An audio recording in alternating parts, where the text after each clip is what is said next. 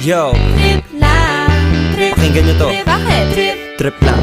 lang. Halika na tara, madali lang talaga. Pangako pagkatapos humihinga ka padali na pare magliliwanag na kung di ka sasabay maiiwanan ka. Ang isip ay wag na gawing pang dalawa, dahil isa lang ito. Ang gusto lang naman ito ay maging masaya. Para di ka mabato ay iwasan mo pag pananatili sa isang lugar. Ibig ko sabihin ay wag ka papasakop sa takot, wag ka papasakop. Kapag nangate, di ka matito isipin mo. Tinipan sa lahat ng karanasan mo dito sa mundo. Bilang tao, gano'n pa rin hindi nagbago. Pinakamasaya yung di pinlano. Kasi pag